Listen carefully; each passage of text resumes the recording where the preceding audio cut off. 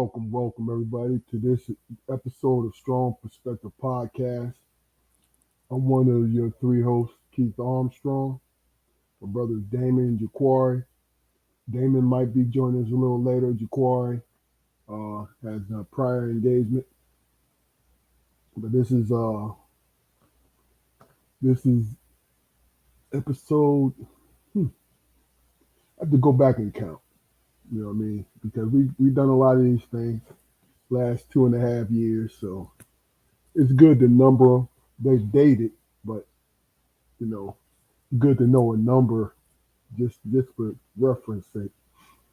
But welcome to this episode, Strong Perspective Podcast. As I said, um, this is a podcast that consists of conversations, regular conversations about everything and anything, but mostly about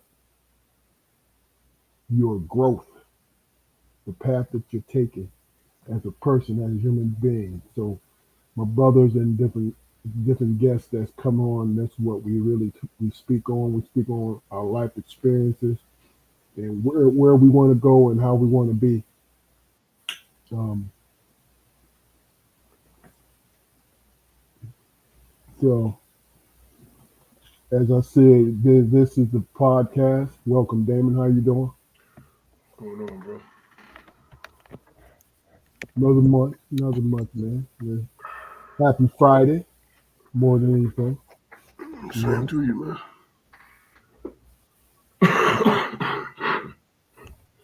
So, We live? yeah, we live. All right. So basically, as I said, Jaquari won't be joining us tonight because he has a prior engagement. But what we try to do each and every episode is bring our perspective. This is why it's strong perspective. And we happen to be Armstrongs at the same time. So we give each perspective in our own picture view, what we're about, what we want to be about, our journeys, everything that comes with it. Um, do us a favor, go to our YouTube channel, like, share, subscribe. What we would like to do is build our numbers so we can start to monetize. Because once you monetize, what happens is it's not about the money, but when you monetize, it pretty much YouTube is telling you that you're able to reach more people. And I think that's kind of, I think that's what our goal is to have conversations amongst each other and, you know, just generate some kind of dialogue because I think it is lost on us because we're so sensationalized of what we want to do. We always want to impress people when we speak these days. Instead of when I was growing up, we had people who wanted this to be heard and impressive people, be great, orators and shit, stand in front of people and speak. But also there was a heavy mix of people who was giving out information, and talking about, things that made a difference. So, like I said, go like, share, and subscribe. And we're gonna be here every Friday as much as we can because it is what it is. I'm not trying to take up anybody's weekend. So, how you doing today, Dana? I'm doing a lot better, man. Just fighting through this COVID stuff. So, Oh, that's, so you had a touch of the COVID, huh? yeah, man, been down for the last 2, 3 days. This is my Okay, first day up moving around. okay. I mean, you could have taken a break. I would have been able to handle this thing. You know what I'm saying? Yeah, but I missed too many already. I can't get no more days off. No, that's the thing about it. When you part owner of this situation, you could take as many days as you want to take. Hell, you're not getting paid for it. So this is what we do. You hold on as much as you can, and If you need to buy out, go ahead and buy out, man. Hey, like I said, we'll be here next Friday. Um, But yeah, I go don't know ahead. if you knew already. I don't know if you knew already, man. But my baby girl hit me to it. You know, you when you be when that gout first start, Okay. what she told me, she said, Dad, when you feel that gout coming on, drink lemon juice, Lemon juice, and it'll stop lemon the juice, attack. and the cherry, and the tart cherry. Yeah. I know the cherry, that the lemon juice work faster and better for me, man. You know, I got I've been drinking like half and half, you. Uh huh. man, knock it right on out, brother. Cool. Cool. You know, we are gout sufferers, so we like to exchange information all the time, guy, and that's what you need to And, do. You and know what I'm so is saying?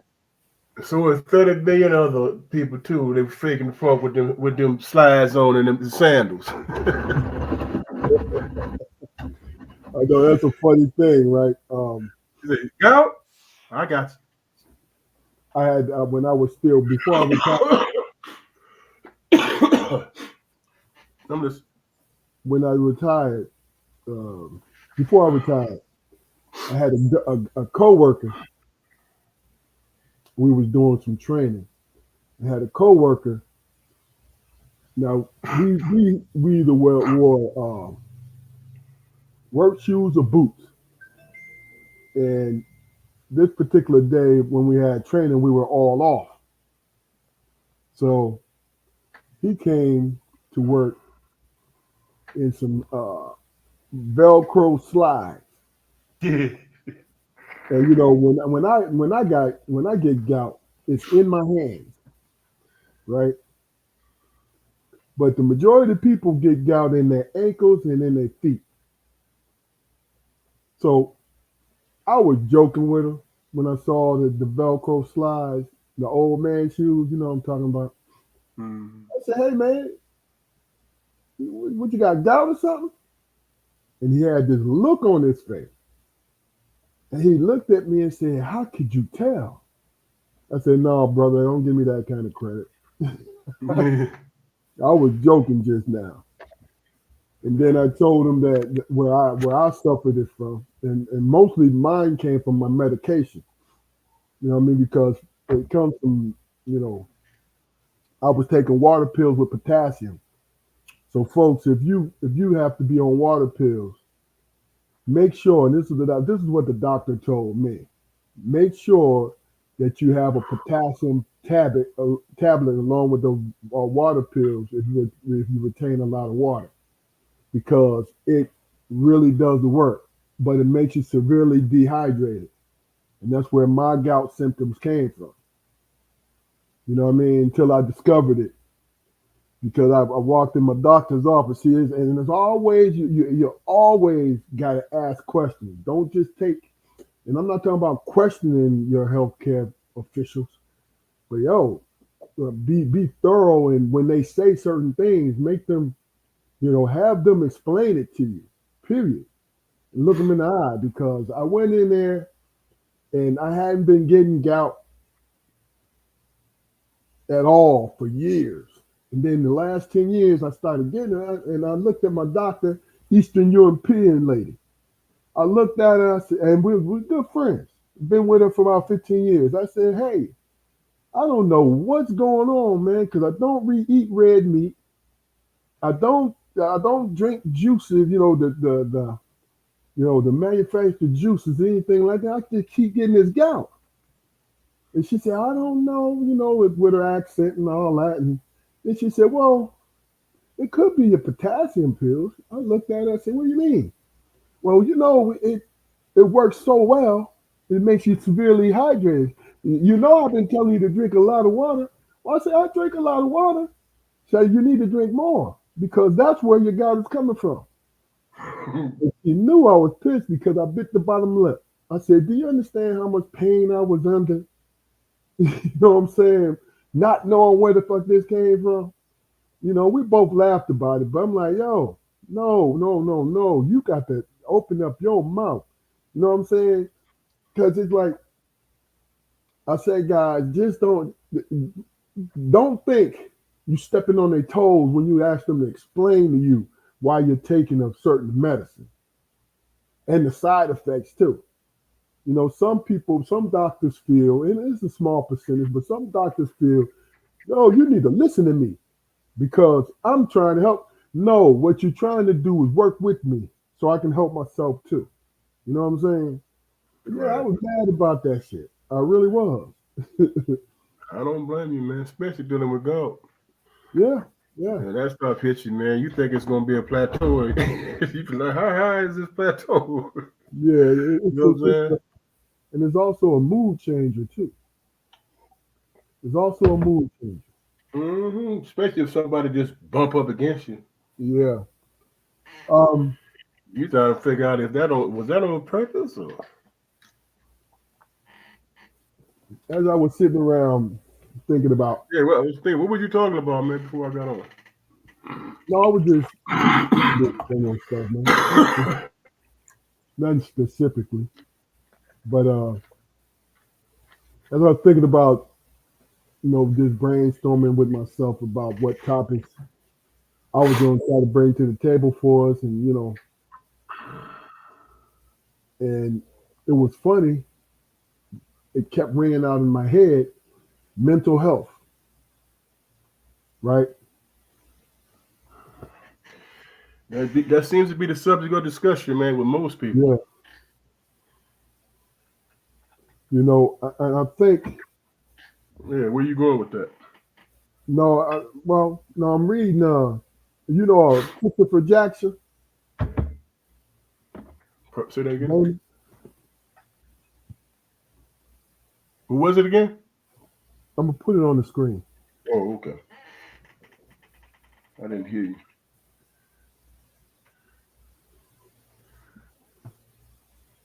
Who is this?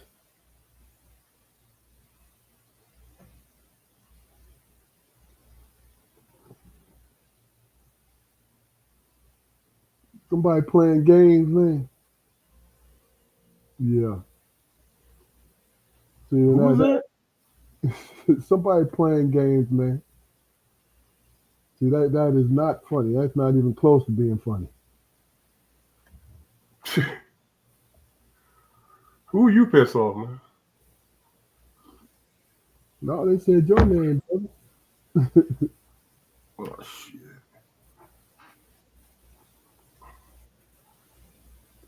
Yeah, but as I said, man,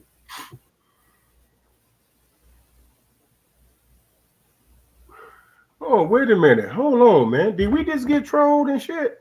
I think so, man. I Oh think my so. goodness, man. Motherfuckers start paying attention, huh? Somebody has, because that was some bullshit right there. I wonder what the hell topic that triggered them, man. Yeah, uh, I don't know. was it our last conversation? Well, no, they just want to, you know, Wow. yeah, yeah. Damn, that So was my first time. you feel famous, dog? I don't know, man. I'm having mixed feelings. Man. Why didn't they choose you or Jaquan when they chose me, man? I don't know, man. It's all right though. It's cool. It's cool. I'm trying to get But this damn, get this off our timeline because that's some BS right there. how the hell, man? What the hell? What was our topic last time, man? I don't know. We have to go back and look. Wow. Okay. Yeah, Welcome yeah. to uh being paid attention to. Well, see, this ties into what I was just talking about, the mental health, man. As far as the pressures of just being yourself, and then being on the social media front where you'll run into situations like that. You know what I'm saying? That shit was crazy to me, man. I mean, I'm tripping. I'm like, wow. Yeah, But Yeah, well, I'll figure it out. But I hope it was somebody who's some goddamn body. Shit, you know what I mean? um, what I was saying to you is this: when it comes to the social media front, well, what I was trying to do is just figure out.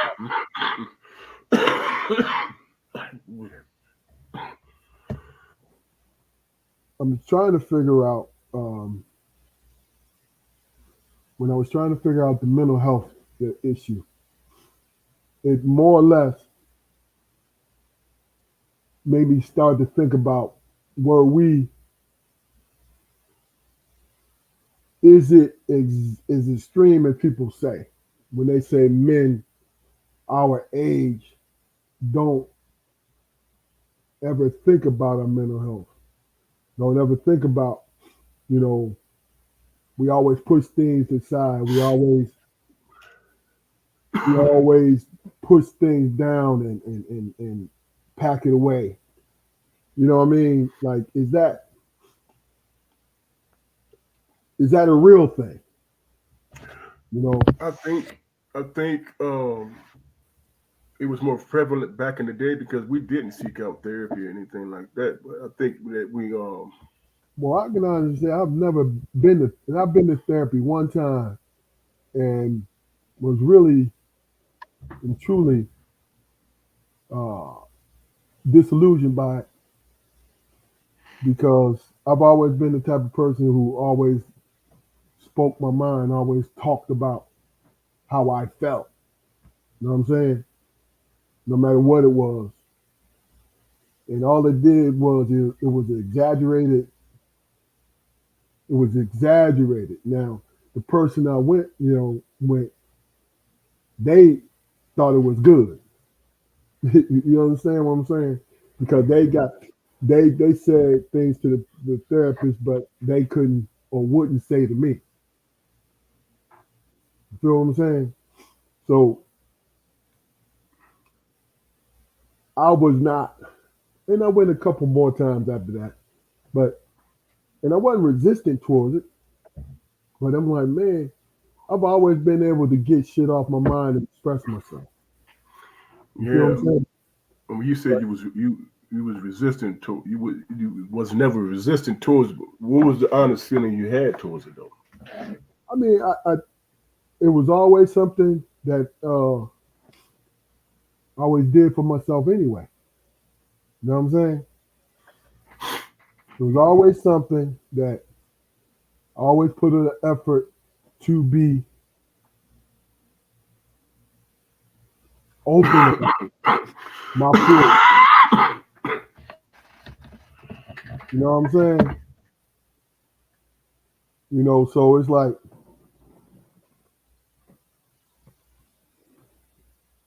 everybody who knows me, they know I don't hold back anything. I don't try to hurt in my not holding back, but to me, I've always understood I would rather be honest with myself and honest with other people because that's what that's why I was able to go to sleep with, to sleep at night. You feel what I'm saying? You mean like a defense mechanism? What do you mean? You was always honest with yourself, so you can. I mean, did you come up with ideas to be able to cope and deal with, or did you So if you say it look at out situations? loud, if you say it out loud, that's coping. That's the beginning of coping. You know what I mean? Because if you're honest with yourself, this is what I believe. If you're honest with yourself and you're able, especially if somebody who you care about, you're able to relate it to them, that's the beginning of dealing with Well, what you're dealing with. I missed that part of it. You know that I missed that key component when you say if you're honest with yourself. Yeah. Yeah, that's why I said Now that I takes was a lot. always If a open. person that's able to do that, I mean, look, it's not okay. I was always open. I always try to be open. You know why? Because to me, that's the easier thing. But it's opposite for some people. To be honest, is not easy to some people. They would rather hedge it.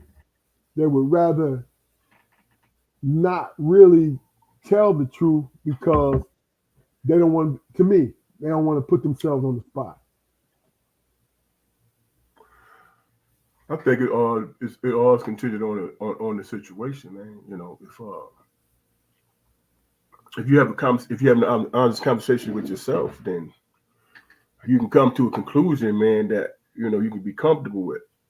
Yeah, If you're having a conversation with peers or group or whatever, man, there's going to be some type of contention there. There's going to be some type of stress involved, which might trigger you into being honest or suppressing shit. yeah, Most of us, when it comes to sharing information, especially when it has to do with us, we have a tendency to suppress it because if we do that with our loved one, our significant other, yeah, yeah, you know, when you said being honest, I mean that was a key component right there. If you're honest with yourself,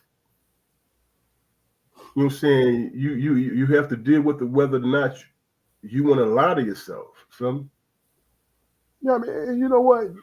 Yeah, I agree. See, and the thing about it is uh,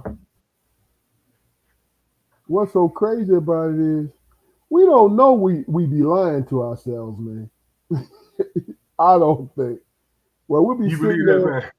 Yeah, yeah. Okay, Because okay.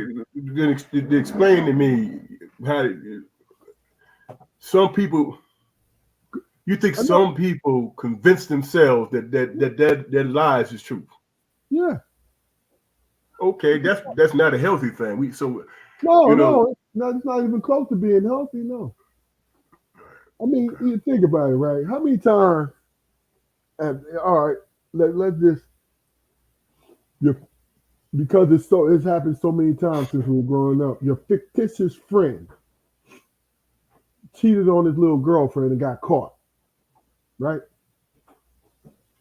And he said, "Yo," he tells her, "Well, if you would have acted right, I wouldn't have done it." And he believed it, right? you believe that no, is you looking for a convenient excuse. Exactly, exactly. You know I what I mean? mean, is that really clever or is it obvious? Is it how can I It's put so, this Trumpian? listen. It's someone who does not want to take responsibility for being a bad person, well, being a bad person at that time. You know what I mean? In that act, you feel me? They may not be bad people, but don't you think it's not to stray too far from it? Because I want to stay here for a minute. It is convenient to take your eye off. What do they call it? Gaslighting. I remember I kept hearing and kept reading gaslighting. Then I saw the definition of gaslighting. I was like, damn. Well, how you What's the put? definition of that, man? Because I'm kind of confused by that. Well, Well, first, let me preface this, man. When I think about gaslighting, that takes me back to the early 1910s and 20s when they was bootlegging and all that shit, you know. no, And no, I mean, that's where the terminology came from, isn't it? I mean, did they come with a different new terminology? yeah, it's new. It's new. Okay. You know, it says gaslighting is a form of psychological abuse or manipulation, and this is what I'm speaking on, the manipulation, in which the abuser attempts to sow self doubt and confusion in their victim's mind. You see what I'm saying? So Mhm. basically, it's like changing it up. What's the favorite joint with Eddie Murphy? I saw you with that woman and you was this and you was butt naked. It wasn't me. And he kept saying it. until she said, "Oh man, maybe that wasn't you." You know what I'm saying? Hmm. That was a form of gaslighting. But Okay. all right, let's get back to this mental health thing. Why do you think this is your opinion? And this no, I don't have no factors.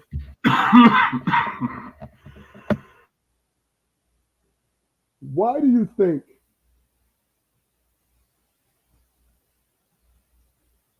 And I have my opinion about it. Why do you think black folks?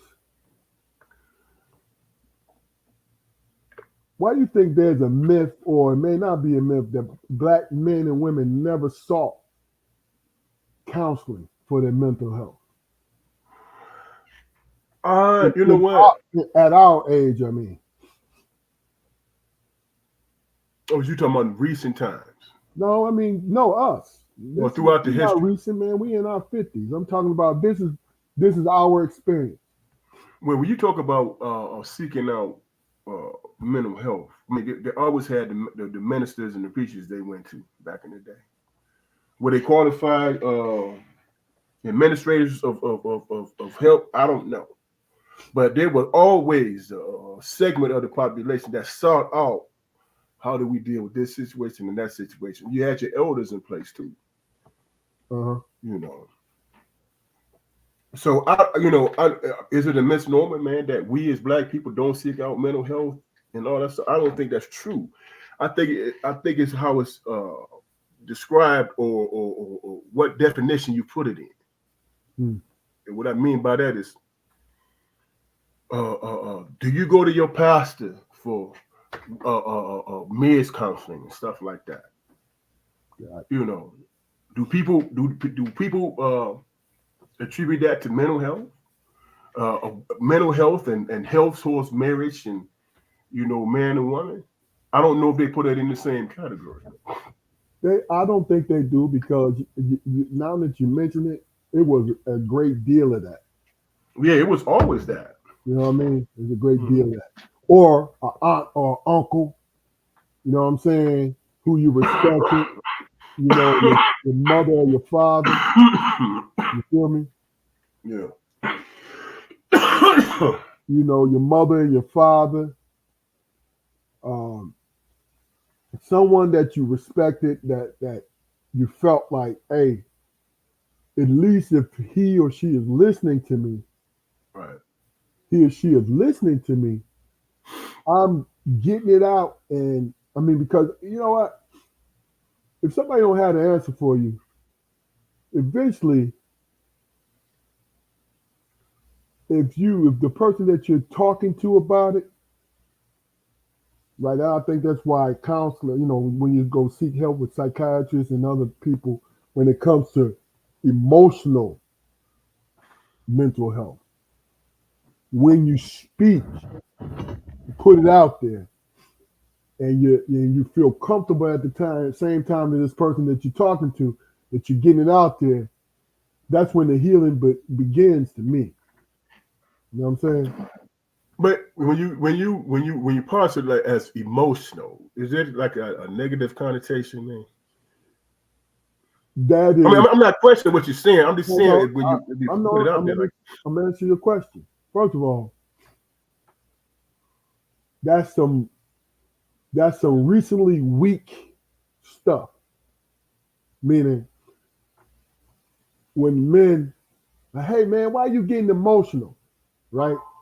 That's when they wanted to, when men want to put you down or don't want to deal with what you're saying. See, that's the key to it is a lot of times what we do is instead of listening, we'll try to block it because we have high regard for someone or that person who's talking to you that might be a man, he is putting too much pressure on you to help him. You see what I'm saying? Damn, man, why are you getting emotional? You see what I'm saying? And it's like, look, okay, I see what you're saying now. you know what I'm saying? It's like, Hmm. that, hey, man, suck it up. How many times Hey, you said that to your son? You you know what I picked mean? the How many wrong. times? Did I say that to my sons? Both of them. I know I said it to them. I know I heard it, right? But at the same time, I had, I heard, well, what's the problem, son? At the same time as you suck it up, right? Which we heard from our mother more than our dad. Our dad was like, well, what's the problem, son? Now he might brushes off after after he gauges how severe it is. Because Right. Exactly. if it's Exactly. severe, he taking you. He's on that ride with you that whole time. You know what I'm Right. saying? But if it's some what you worried about your sneakers being dirty, man? If you don't get the fuck up out of my face with that shit, you know what I mean? He thinking of whether or not you use your noodle. You know what I'm Yeah. saying? Because go ahead and finish your point. And then I'll No, add on to it. but basically, but that I think it's the degree of that whole thing. You know what I mean? Where when it came to my sons, I gave them both. Like because I'll look them in the face and I'll gauge how much it's really bothering them. I mean, because I raised them both. You see what I'm saying? So you can sit up here and pretend that you didn't know your kids is upset, but you knew deep down, hey man, it's something. You know what I'm saying? Because they come and talk to you about something out of the blue, right? And of course I'm gonna cry. But what do you mean?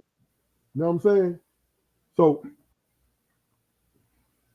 just the fact that when you try to get into that male bravado, being alpha, yo man, suck it up. You can do this, and that's a place for that. You know what I'm saying? Hmm. But when it comes to somebody's mental health and emotional health, hell, spiritual health too, you don't brush it off like that. At least listen if you don't have an answer. You feel what I'm saying? Well, I think it's a natural thing, man. When you see somebody that you barely know keep constantly banging their head up against the wall, and you be like, "Oh, man, that's crazy as hell." They banging their head up against the wall. That's crazy. Whereas somebody that you know and you care about, you have a tendency to sit them down and say, "Hey, man, you do know there's another way, right?" You know what I'm saying? That wall is harder than your head. Yeah, You know what I'm saying? Climbing through it ain't the answer. You got to figure out how to navigate, and that's all about care and concern, man. The person that you're dealing with, because you're more invested in their survival, man, and how they if you invest in a kid in an emotional way, and you have a commitment with that, you're not just committed to that kid, you committed to his offsprings too, so that he can pass down in the lineage.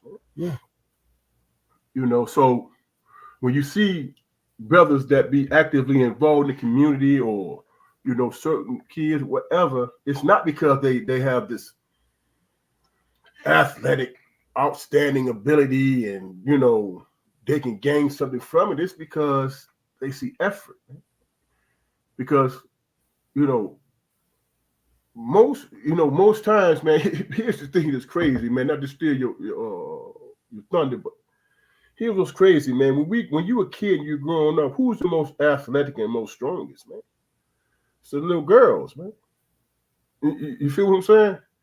They running the fastest and shit.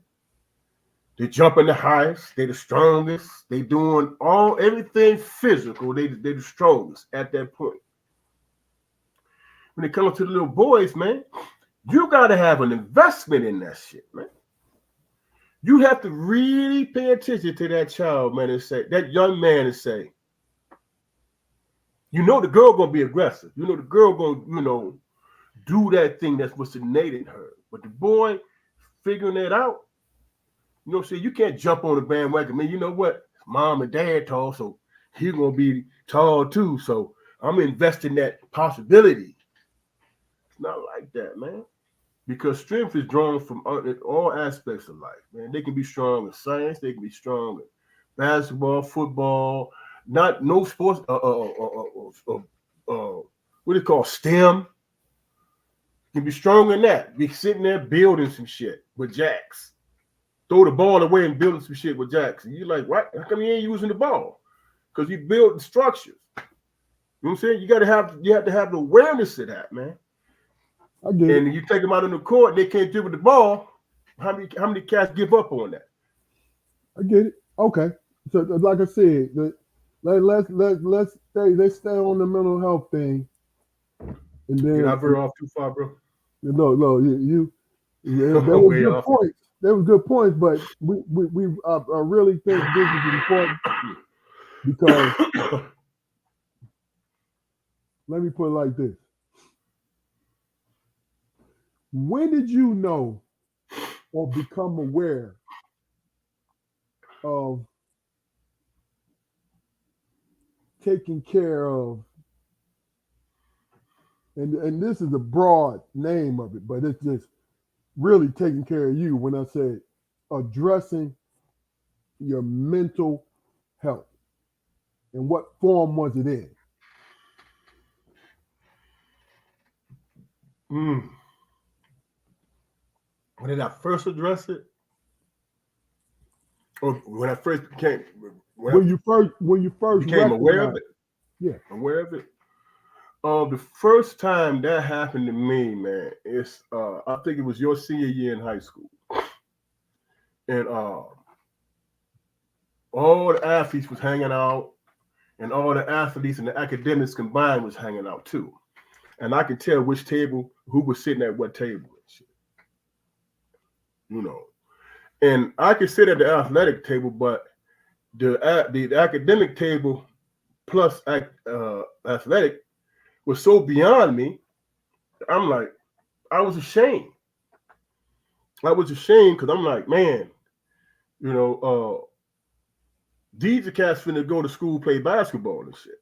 You know what I'm saying? Because they have academic awareness. They have it with it. They put in the work to do so. And that's when I knew that I didn't really take my education serious, man. I took running and jumping serious, dribbling and dunking serious. But when I couldn't sit at that table with the people who was going to Pittsburgh and UCLA and Michigan and all that, then I knew then that I, I wasn't misguided. I just it just wasn't brought aware to me, okay, So it didn't make me feel less than. It made me feel misinformed, man. If that answers your question, and yeah, I ain't think, and that's when I realized people didn't really care. I think for myself, and what you said makes sense. But for myself, just to really and truly, a sports thing, the sports was always that golden nugget for me. Meaning, if I got to play basketball, if I got to play football, that was enough. You see what I'm saying? I Mm-hmm. wasn't. I knew it didn't make or break me because really and truly, up until my junior year, the end of my junior year, I played basketball and I played football because it was fun. I had no idea, even though I had great men that preceded me that went to school, went to college off because of their sports ability, right? Mm-hmm. Never put those two together. That I get what you're saying. they went to school because their particular college wanted their athletic ability. Never put it together. No, I was playing because I loved it. I loved playing, right? So my mental health was just like you in high school, and understanding that I was the oldest of our 5 unit family, the oldest boy, right, and was given the greatest responsibility. When we're not there, Keith, you're responsible for your brothers, right? And that was too much for my young mind when I was in elementary, because I was hearing that from elementary all the way into high school, right? That was too much for me. Not too much pressure. It was how you get overwhelmed and you can't comprehend what's being said to you. 2 plus 2 equals 4 was probably being said to you, but you know what? Because of my young mind, all I heard was skibbity skibbity boop boop. You know what I'm saying? It sounded like a foreign language because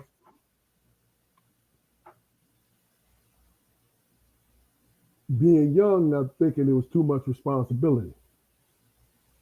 Why can't you do it?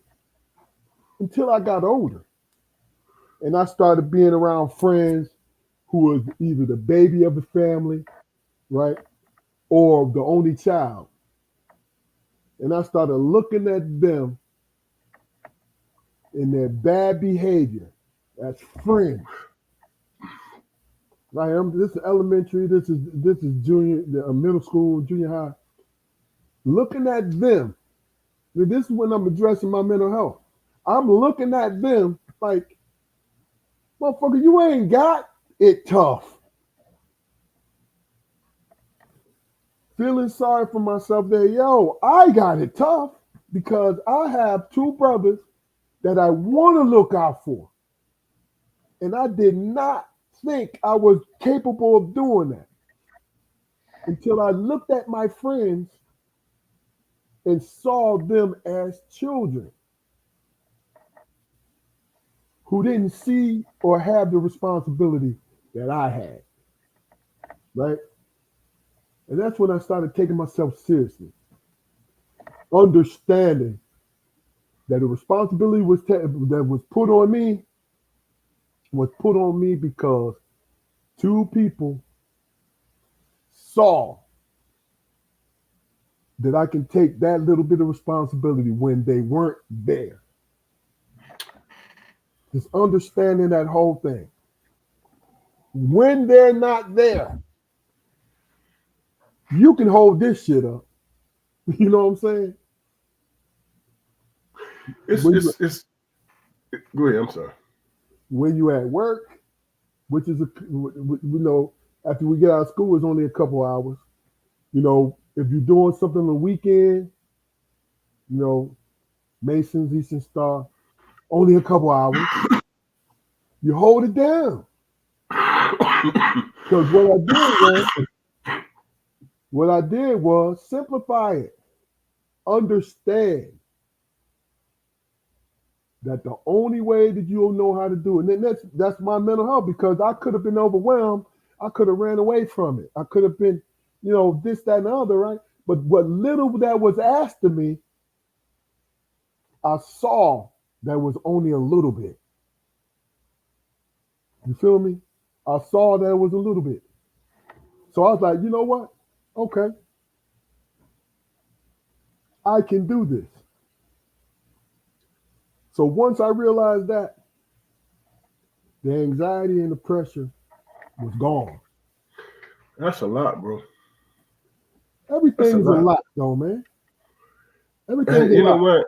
But see, Shit. now what you just Look, said, now look, being black, see, motherfuckers think, especially around our age, people don't understand, other than our ancestors that preceded us, people don't understand what it meant to grow up when we grew up, because the pressures of being told that you're not good enough and not knowing who you are was still there. Our children don't experience that. They experience prejudice, they experience racism, but they don't experience the fact that it was actual thing. But let me ask you a question, man. Not to push back, but just for conversation's sake, man. How difficult was it for you being black, man?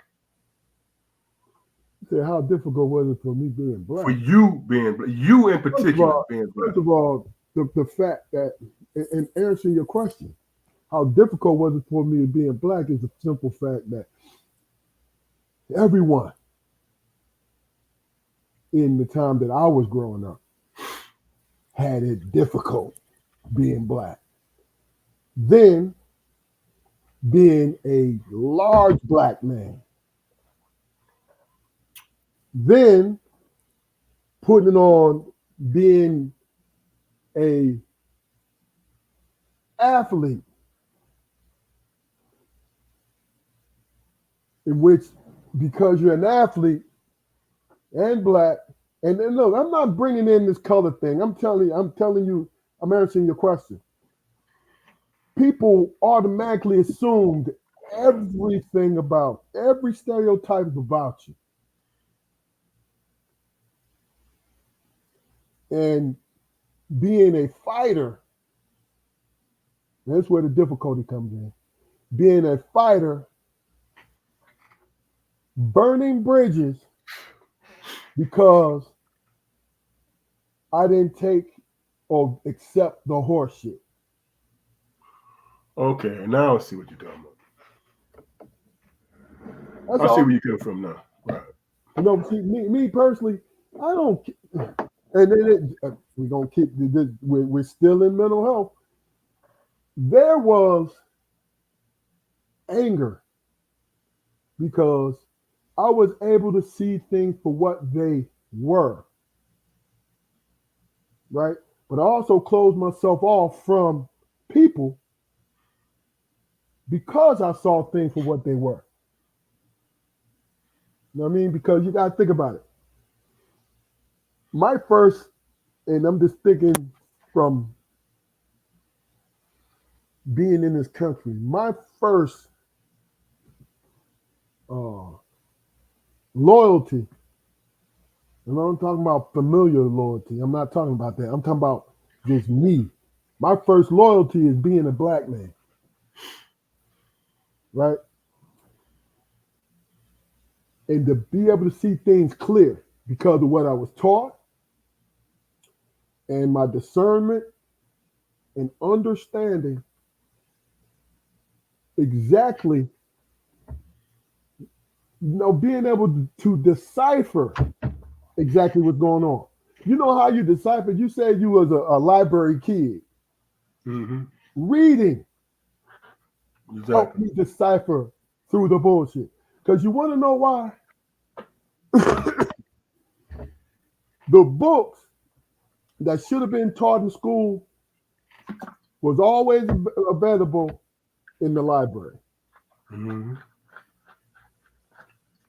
But Do you remember the library? Remember what we were the taught, woman? You remember the woman down at the library? Remember her name? You no. remember her? I remember her, but I don't remember her name. But Man, that is point, a disservice to her. What the service she provided for me, bro. but here's the thing: I the wish fact, I the wish somebody understanding. who remember. Can y'all please let us know?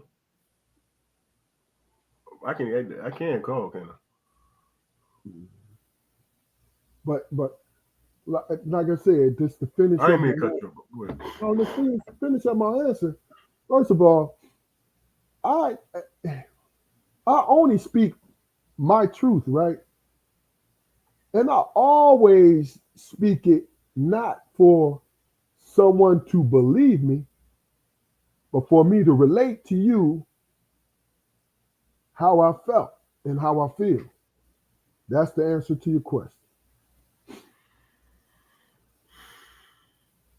I think, man, because of those that came before me, I never got it twisted whether or not being a black man was good or bad. I knew it was a good thing. I knew it was a good. I saw it as a responsibility. course. I never saw it being a black man or a black woman. I never saw it as a deficit. I always saw it as a responsibility that you carry with you. You know what I'm Because saying? you don't have a choice. So yeah. And that you put out in the world, you know. And I guess it all depends on the people that come before you and how they lay it out, man, and how they teach you, and how you see them living it. Man. Being black, it's Mm-hmm. never a deficit, man. You mean I can look at somebody that's racist out of this world, man, and see foolishness and see a childlike person. You know, that no matter what that person says could never make me feel as a deficit because everything that they ascribe to be great at, I done this shit. I had to knock doors down to do that shit. You know I what I'm got saying? I had to go around the world to get accepted to do the little shit that they take pride in. You know what I'm saying? And it's like, really? Are you really that? You're not. And I can see it in you because if you're fighting against a infrastructure, you understand the ins and outs of it. You know how to not pander because I refuse to think that black people pander for their education and their upper mobility. But in terms of looking at the weak shit and knowing when to step in and take over, oh, we absolutely know how to do that shit. You know what I'm saying? And spread it out among us. But we do know there's a breaking point too. People that's not mature enough ain't gonna get it. So they might that's when your Sambos might come in and infiltrate. But people that's on the grind and that's been doing it, they networking, bro. yeah. They networking, and it's not. It's I could see where people could come to the conclusion that man, this is a serious time in our in our history in this country and all this stuff, and it's man, it's gonna come to tension. It's gonna be this. It's gonna be that, and I'm like, it's not even close, man. Yeah. It's not even close. You know what I'm saying? You can avoid. You can actually avoid the bullshit unless it's some random and you out there by yourself when you ain't supposed to be, Mm-hmm. or when they think you ain't supposed to be. You know. But at the end of the day, no matter what happens, unless they drop the damn bomb, we know how to survive that shit. We know how to say, okay, we got this fail safe in place, so that's gonna happen over there. Oh, that little nest egg got knocked out. Okay, we just got to start back grinding again. Everybody contribute. We know how to do that shit, so we ain't never panicking. We ain't jumping out the window on Wall Street and shit, bro. Yeah. You know what I'm starting to understand that this is not the last time that we're going to be talking about this because I like this. Now I'm not talking about if you're a fan of YouTube and you watch the Breakfast Club and Charlemagne the God. Mental health. Your mental health. Rich man talking about mental health who stepped on bodies to get to where he is. He may do some good, but the simple fact that I think mental health is thrown around too much for me in the sense that you want to talk about mental health and the only solution is to pay somebody a certain amount of money an hour for you to talk to and for them to give you suggestions that may work, but that's the only solution. So is there anything that you can think of that you're able to do or have you done in the past that's helped you in the area of your mental health? Absolutely, man. I mean, I being in stressful jobs, stuff like that, push you to a place where you don't even know what the hell you having panic attacks and you don't even know what the hell why. Man. Excuse me. That's the crazy thing about panic attacks. You don't know why it's happening. You know, but if you got somebody that can sit there and guide you and say, "Hey, man, have you thought about this? You know what I'm saying? What's your occupation? Have you thought about this? Have you thought about putting these action steps in place so you understand and recognize your trigger moment? man. Okay. Because recognizing your trigger moments, bro, is the only way you're gonna deal with it. And that means that you have to recognize that you're going through something. So you advocate going to sit down and talk to somebody. But, Absolutely. okay, so Absolutely. that's in place. Now, is it something that you personally do Yes, I've done it to help? numerous times. Yeah. What is one thing that you do? Not to get too personal, but what is one thing that you do to help your mental health? If I feel that I'm in a place that I'm not comfortable with, you understand what I'm saying? Like it's out of control for me, you know. First thing I do is I ask myself, is it really for me? What do I benefit by engaging this situation? What do I benefit from it? Number one. And number two, is it worth it? Is it worth it? You know what I'm saying? We put this, we have this tendency, man, to put this thing, this expectation on ourselves. Man, this is how we're supposed to be. This is how we're supposed to look. This is how we're supposed to handle shit. And we are all not the same, man. We Okay, all so, handle it so differently. what is it? What's one thing that you do to help your mental health? The one thing that I do to help me in the past, in the beginning, it was working out, exercising, running.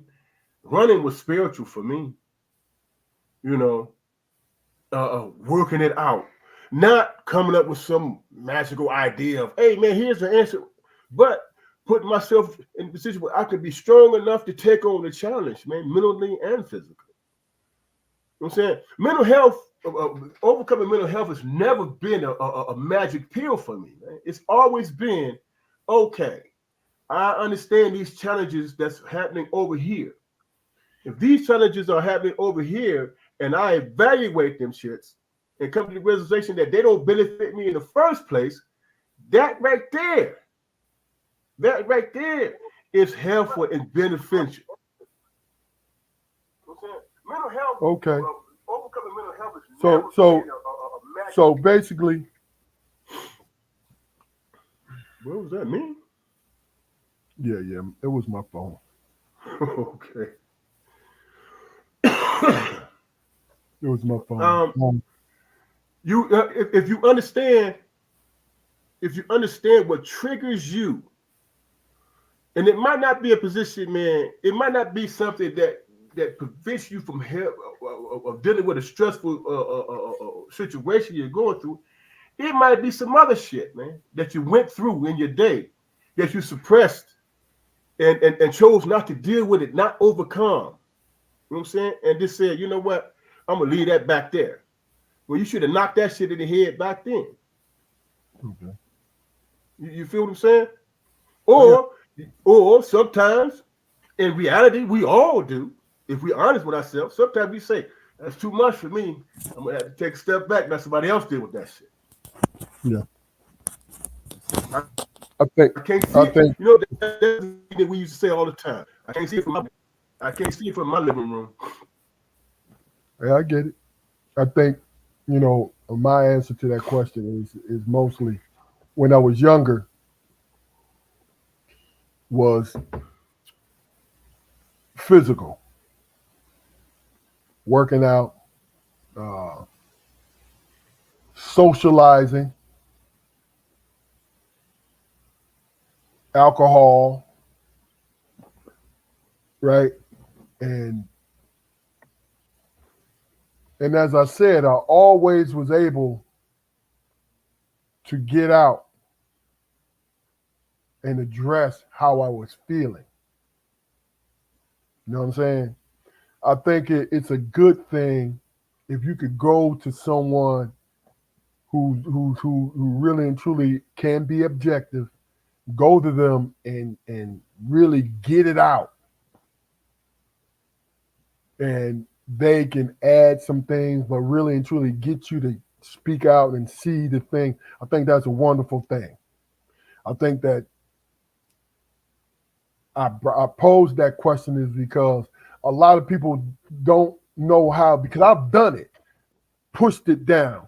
packed it away, pushed it to the side, ignored it. And I said it early, lied to myself and thinking, oh, now I Hey, don't bro, have a problem. I keep losing you, man. What do you mean losing me? You keep getting jumped garbled, man. Every time you start talking, I missed the last point you was making. Is this clear? You're still doing the same thing. I got all my stuff turned on, so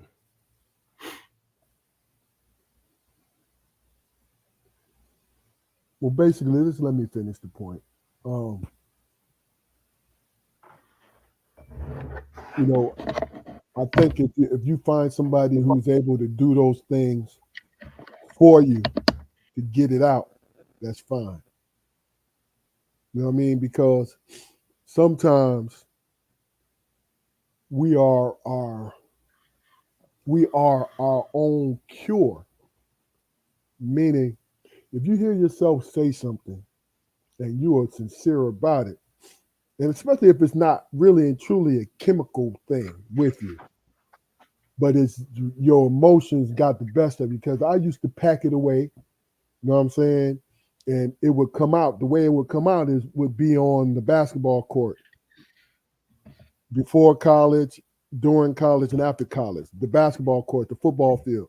That's where it came out at because it's all aggression and getting it out and doing these things and being this person. Then the alcohol, then being in my roaring 20s, just wilding out. You know what I'm saying? Going to work, doing a good job at work, but just doing things just about me. hey, bro, let me see if I can try to make some adjustments, man, because it's not even coming in clear, bro. I mean, I see myself. I don't you know what I mean? Is it well? Go ahead Like and go I ain't understand nothing you said. go out and go back in, man. Hey, let me know if you're watching this. Is it me or is it Damon? Because I see that I'm coming in loud and clear with what's going on with me. But like I said, it's always been the fact that, and I think I've been lucky. I've been lucky for the simple fact that I find the simplest path to get rid of my frustration. You know, I try the simplest path to see, and a lot of times that works for me. I don't know. Is that better for you, brother?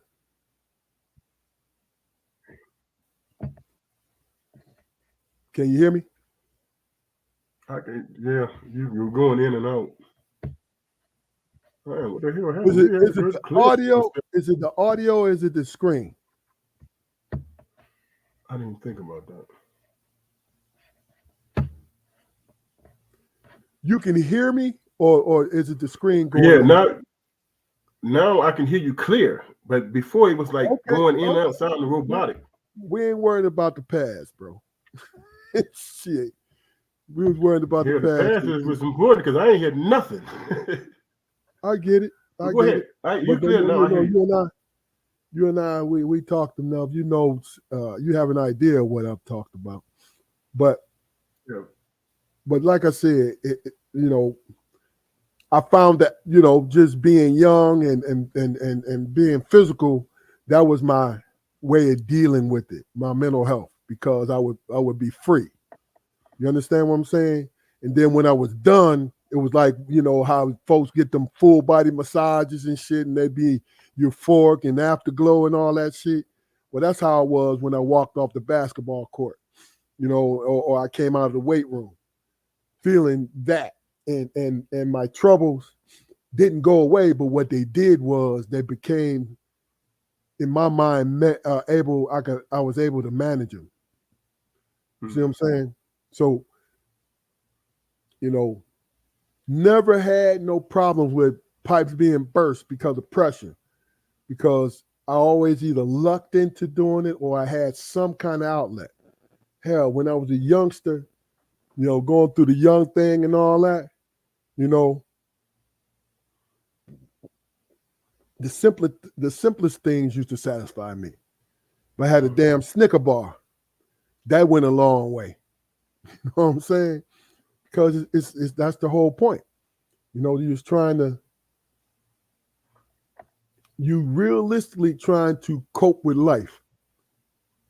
You know, um, is there anything else that you could think of that you personally did to help you out when it came to your mental health? For me, it was my awareness, man. You know what I'm saying? Of myself and my situation. How did that help you? How it helped me, man, is to come to the conclusion that most times people didn't know what the hell they were talking about, man, as it pertained to me. You know what I'm saying? Where I was trying to go. People, I mean, imagine not being invisible but not taken serious. You know what I'm saying? And there's that little crack in that door open where you can slide in and you can maneuver and navigate and all that stuff.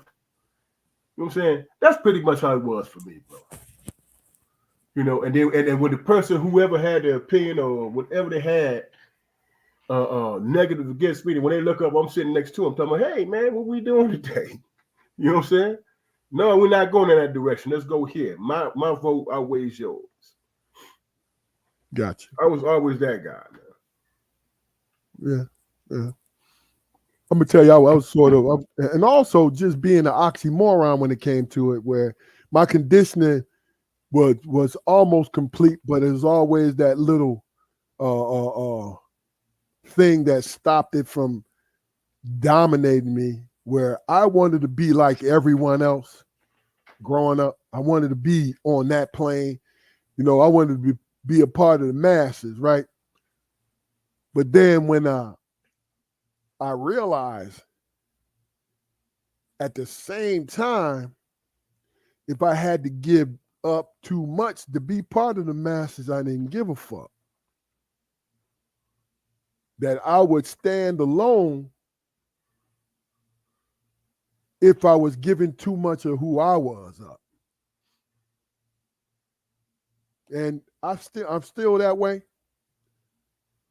Where, and I think it has a lot to do with just having a problem solving personality, where I know it's better to get along with the group.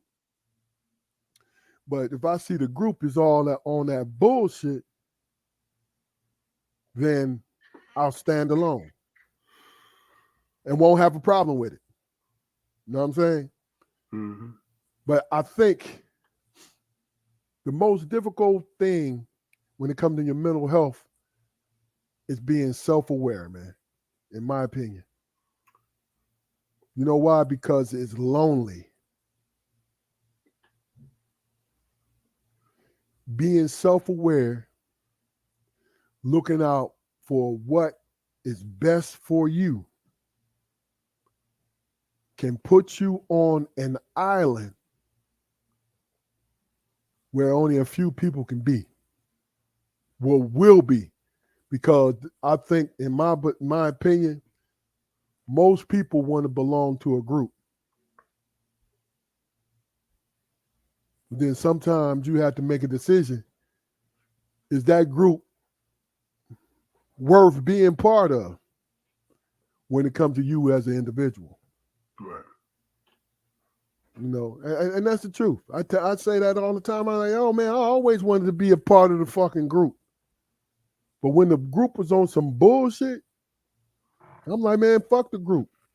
I want to go with what's right. I wasn't never that harsh with it, bro. But when I wasn't accepting the group, I had to learn how to be by myself. And when I discovered that, where the group at? They were nowhere in sight. They were way back in the rear view mirror. Of course. That's always And the it's case. like, what do I do now? Do I slow down or do I keep it moving? Yeah. All right. And this last little half of our situation.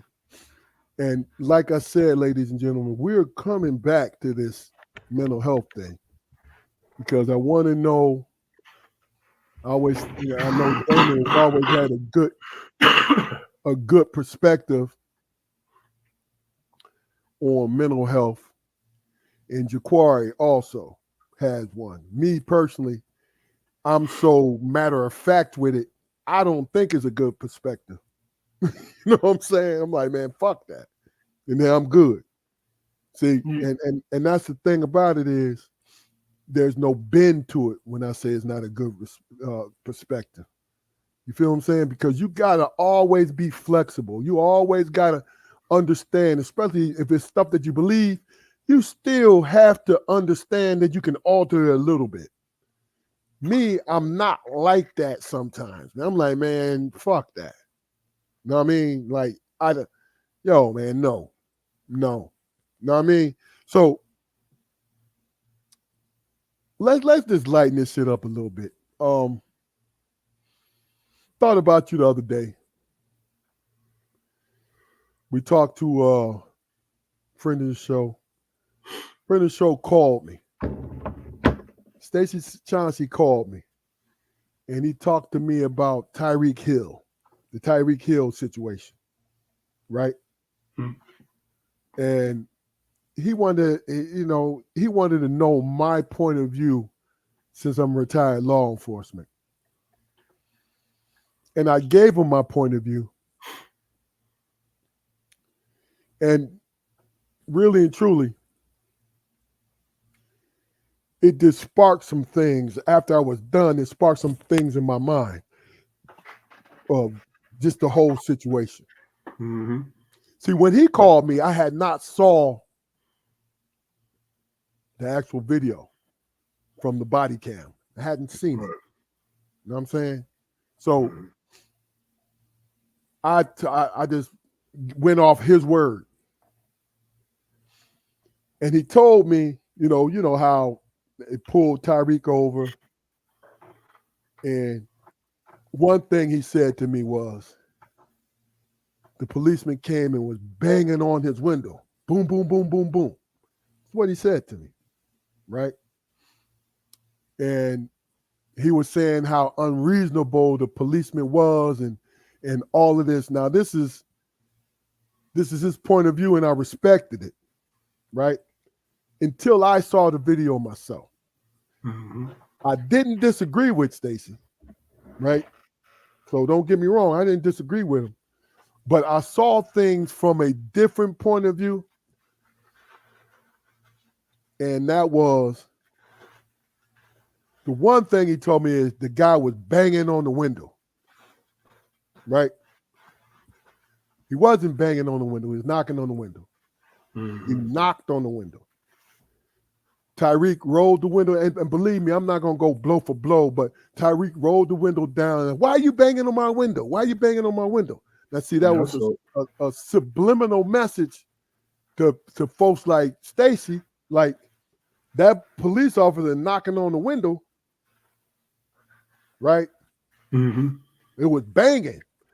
No, he was knocking on the window. Now, I told Stacey, Tyreek had every right to roll his window back up after he gave the police officer his license and registration.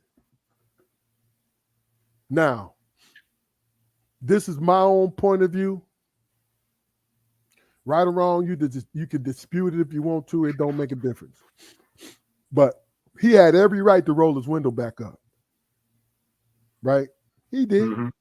because he wasn't hurting anything. He was speeding, right? That's why he got stopped. Right. So what I'm going to do is I'm gonna write him a ticket, the full roll. I'm gonna write him a ticket because he is acting like he's Tyreek Hill. You understand what I'm saying? Like, bro, just roll your window down. I'm gonna go back here and I'm gonna run your name. I already know who you are. I'm gonna run your name. I'm gonna decide whether or not I'm gonna write you a ticket and this, that, and other, right? Don't roll your window back down and say to me, why you beating on my window? Why you beating on my window like that? This is if I was there. Don't do that because I wasn't beating on your window. and you're in the wrong, right? Now I'm telling I'm laying out this to let you know that this is what I saw. Now, the officer, excuse my words, the officer bitching about him rolling his window down and said, you know what, get out your car. Now I'm thinking, well, why do you need him to get out your car? Why do you need him to get out the car now? I don't get it. Now, is it a city ordinance or a highway ordinance or a law that you got to, and now they in Miami and, they tint it all the way around, right? Mm-hmm. Is it a law that you got to keep your windows rolled down at all times? This stuff I don't know. But still, if it is, why are you telling him to get out of his car? Now, the second officer was completely in the fucking wrong. Well, who pulled him up? He wasn't the primary. Mm-hmm. He should have let the primary handle that situation because Tyreek was getting out of the car. He was unfastening his seatbelt, getting ready to get out of the car. And my man comes in, and I'm speaking on it because I've been in this situation before. I've had to forearm officers out the way because they wanted to come in and do that, what my man did. You understand what I'm saying to you? Mm-hmm. And Stacy, understandably, had a problem with that because of the way things are and the nature of black men. The small and don't get me wrong when I say small percentage. No, any percentage of innocent black men on a traffic stop being harmed is too much. All right. But my thing is, it's easy to point out who was wrong. Now, understand something. Stephen A. and Shannon came on. You're a rich black man. I'm paraphrasing. I don't know. I ain't even watched them dudes, but this is what was told to me. You paraphrasing? Yeah, I'm paraphrasing. You a rich black man, so you better do the very best you know how and make sure you get home and blah, blah, blah. First of all, yes, you doing 100 and something miles an hour trying to get to the fucking game. Roll your fucking window down. I apologize because I'm speeding. And please, folks, y'all understand what I'm saying to you. I'm not saying Tyreek was wrong and got pulled out of the car. It was his fault. I'm not saying that. But when did we get to the point where you speeding? This motherfucker was zooming. All right. Man, we was doing 60 in the 40 or some shit like that. Something crazy. But here's the thing. He knew he was speeding. Roll the window down. Let him see your face. Give him your license, the license and registration and insurance, right? If you write the ticket, you write the ticket. Right. You know what I'm saying? Like, what the fuck? You wrong, bro. Not you wrong to be pulled on the ground and do all that dumb shit to you. No, I'm saying to you is you're a grown-ass man and you were speeding, take the ticket. Right? You're right. Excuse me for hollering. Here's the thing. Stacy asked me, so what do you teach your sons? And I had to ask him the question again. You asked me what I teach my sons. I teach my sons, and I don't need to teach them this. If you're speeding, roll your window down, give him your license and registration, put your hands on the wheel, and let him make the decision whether or not he's gonna give you a ticket or not. What do you mean? What do you I teach my son? That's what you're supposed to do, right? Now,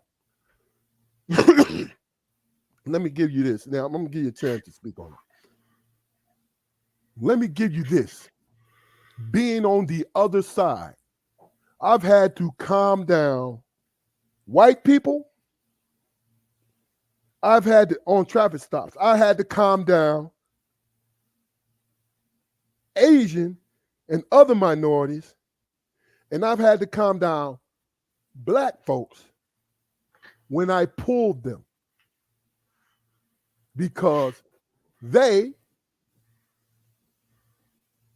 were upset that I pulled them for breaking the law. Now, you don't know me, so of course you're going to feel like you are not in the wrong. And you have every right to ask me why I pulled you. And I'm either going to tell you as soon as you roll the window down, hey, I pulled you because you're going this amount of miles, you know what I mean? Or you ran through this light, or you did this shit that. Let me have your license and registration, right?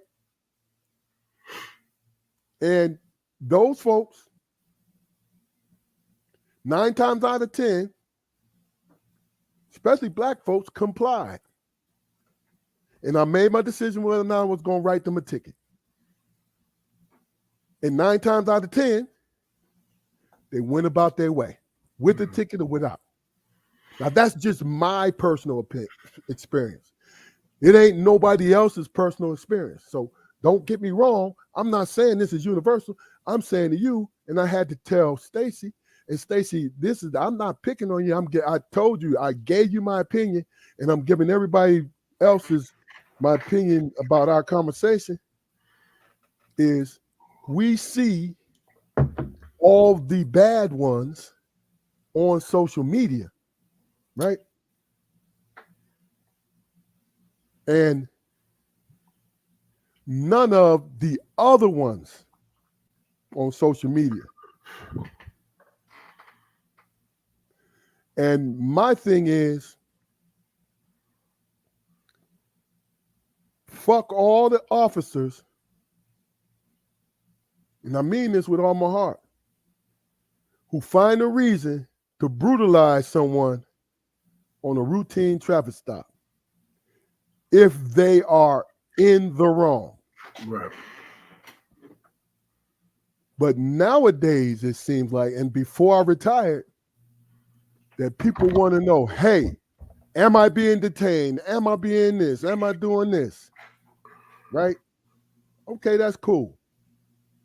As long as you handed me your license and registration, you can say whatever you want to say. I have no problem with that. You see what I'm saying? Because it's not about my ego. It's not about it. It's like, yo, you know, now I'm going to understand if an officer pull you over in the 35 and you were doing 40 miles an hour. I can understand if you kind of have a problem with that. You feel what I'm saying? I get that. Right? You're still speeding though, but there's a little leeway. You feel me? Mm-hmm. And it's like, okay, it is what it is. But give me your opinion. And I just wanted this to let that out. Give me your opinion about that, what you thought about that situation. And this, I want your honest opinion. I don't want nothing but your honest opinion. I thought, man, that it escalated and it shouldn't have. You understand what I'm saying? If you're speeding, you're speeding, man. Take your ticket and go about your damn business. Now, I don't know what Tyreek motivation was, man. Because I watched the whole joint. He's like, man, don't be knocking on my window. Like, I watched the whole joint. I'm like, is it really that serious? Maybe it's something I didn't see. And then it became something other. It became something different than a normal traffic stop. Now, if I'm in Tyreek's place, I'm like, man, I got to get to this game because I get paid by the game, bro. Yeah. You feel what I'm saying?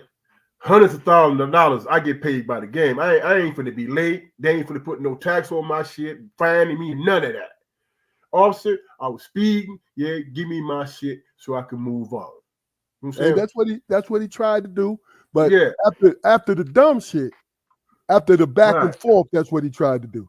right. Now the other officer, when the Oh, officer came in that and opened up the motherfucker was door, out of he was that out of was some pocket, man. bullshit. That That was some was some bullshit. fucking bullshit. Right. And I think that he understood. He knew who he was dealing with. I think he knew who he was dealing with then. Yeah. Tyreek recognizable around the damn world. Give me a break on that shit, man. But Especially in Miami. right, But I think that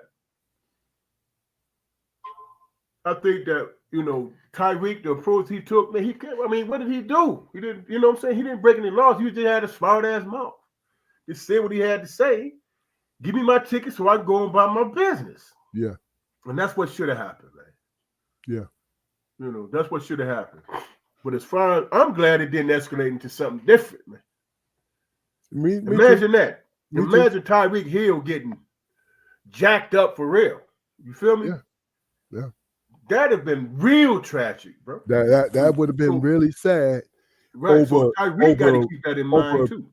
freaking moving violation, man. That would have been Right, sad. right.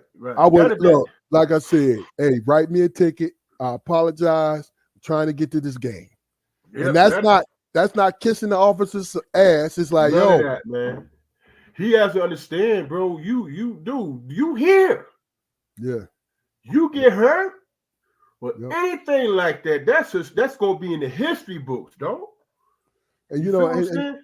like I said, the other officer, man, what the fuck? What was you on, man? You see, that's my thing. Now, this to give some context, right? I'm retired police. You know what I mean? And you just jumped the primary shit twice. He did it twice Yep. because what the other brother got arrested when he pulled over. You know what I'm saying? To check on Tyrese. Mm-hmm. But see, here's my thing. It's like, yo, what? And like I said, I had coworkers like that where you gotta pull them to the side and, hey man, this is my shit. And why are you amping it up like that? And then you're Mm-hmm. gonna leave. You understand? Watch my Mm-hmm. back. That's what I need you to do. Don't say nothing. And there's been times where I'm sitting here talking to someone, and guys, and I have no problem with my backup telling me saying different things and shit because they might see something that I don't see, right? But then when they get in the back and forth, I would do this. Hold up, man. To them, like, oh, not embarrassing.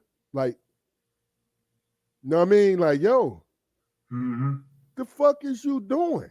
Because I wouldn't do it to you. Right. You know what I'm saying? Because see, and I've always understood that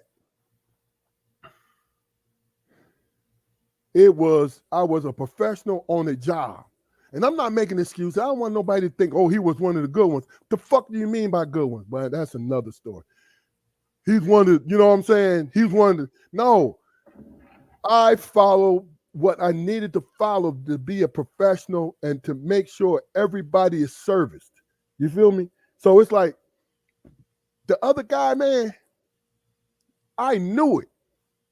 I knew as soon as, because with Tyreek, the other guy had him by his arm.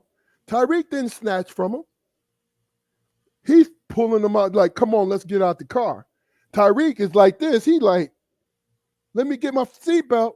My man comes in. As soon as he's grabbing him and throwing him to the ground. Mm-hmm. Why?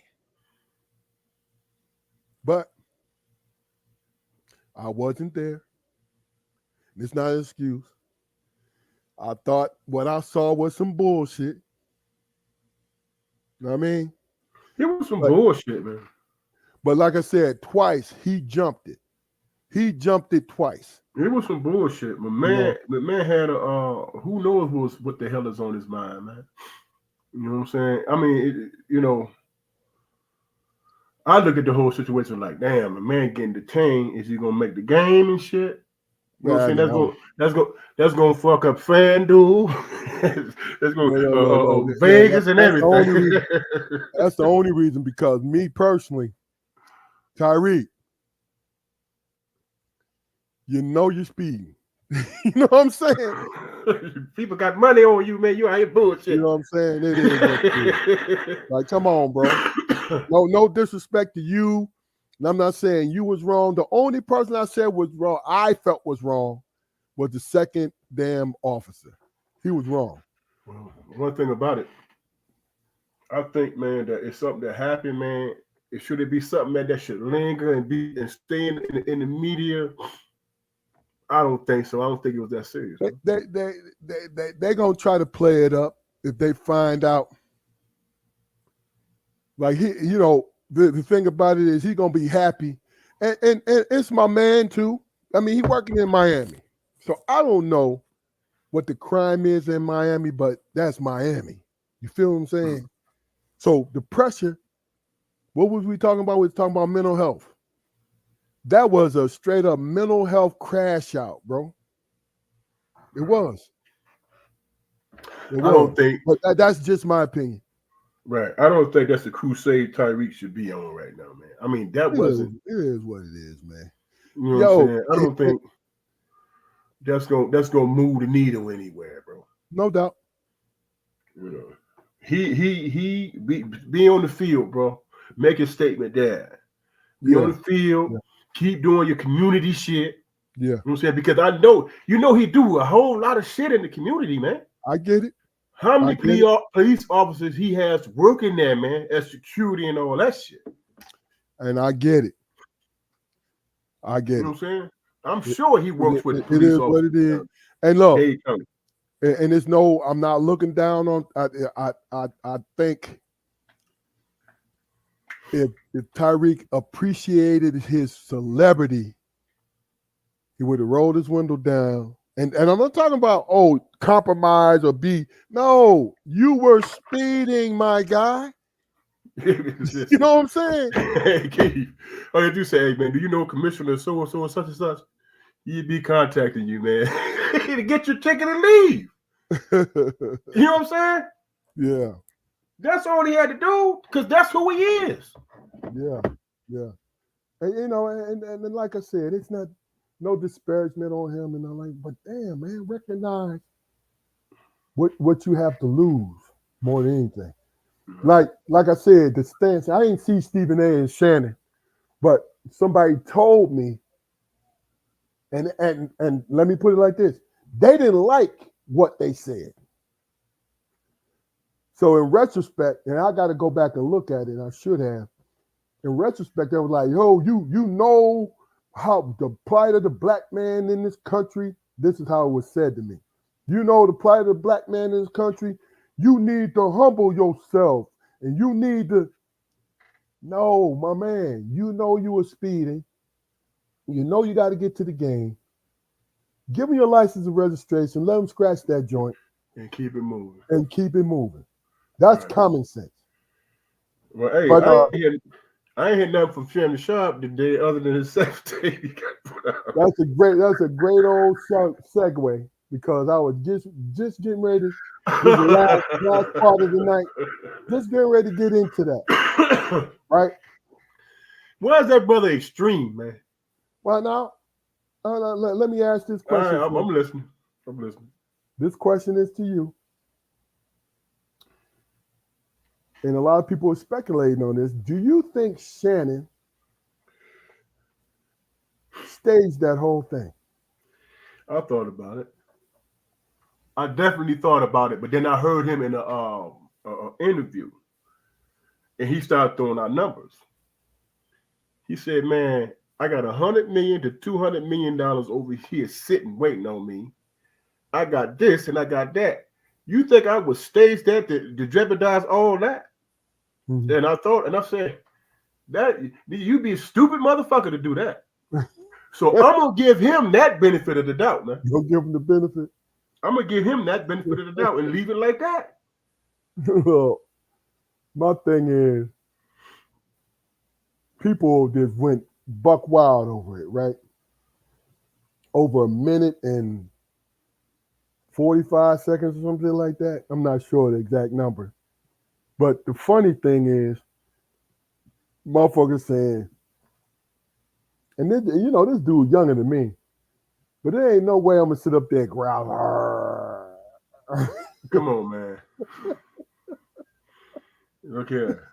I No, listened to it. hey, I listened to a little bit of it. I was like, Shannon, what I'm I'm just fucking with you, but my thing is his excuses, both of them were not good excuses. Let me put it like that. Because I go IG live. Look at the screen, brother, because I need you to look at me when I say this. I'm looking. I go IG live all the time. Mm-hmm. It is a process going IG live. Right. You understand? It's not a button that you push, then all of a sudden, bam. Wow. You know what I'm saying? Right. You have to fill out some shit, right? Put the title So you in. need me to fill in the blanks. You need me to you take it from there, huh? You understand? You had to put the title on your live, right? Mm-hmm. Then you got to push a button. Then you got to push the live button. Shannon, come on now. You in the middle of some shit. He ain't take it through, bro. Come on, now think about it. His first joint was, I got hacked. Right? Now, am I saying that Shannon did it on purpose? No, I just don't know. It was just funny, is what it was. Because think about it, Lavelle said, remember when Lavelle was on his show, his podcast, because there's only 3 of them I watched. I watched Cat, I watched Lavelle, and I watched one more person on there, right? Mm-hmm. Lavelle was in there talking to him and all that. He said, man, Shannon, in the paraphrasing, Shannon, if you really want to be famous, do you a sex tape, right? No shit. Yeah. So was it last night or the night before? Shannon, what was Shay After Dark? The joint with him and Ocho, right? Mm-hmm. He had Lavelle, he had Cam Newton, he had Kai Cenat, and he had Snoop Dogg on there live. And that's what they was talking about, right? Right. Lavelle was the first one. Lavelle said, I see you did. You follow my advice, Shannon. That raspy voice. Yeah. You follow my advice, Shannon. Shannon's like, well, what are you talking about? What you talking about? What you talking about, Lavelle? What you talking about? That sex tape. You done did your sex tape. Hey,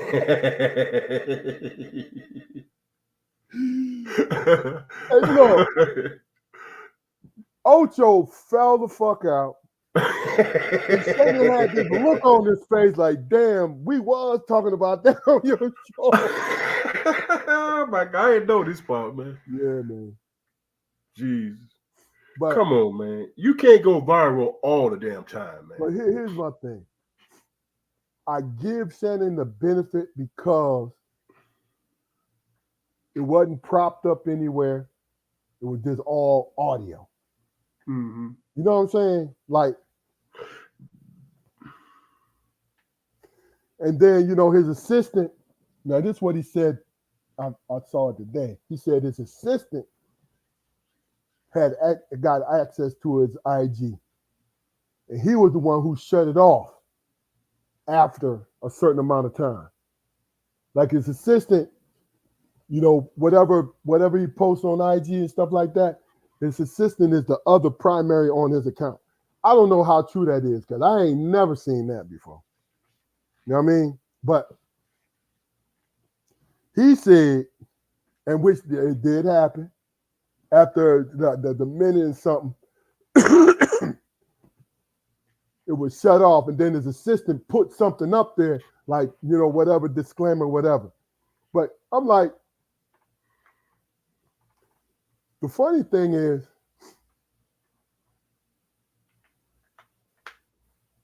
okay, it's just audio, and he's single. Why everybody in the uproar? I mean, he's funny. He sounds funny as a motherfucker. You know what I'm saying? Mm-hmm. With the list, Man. look, look, like Harlem Nights. Yeah, babies, come on,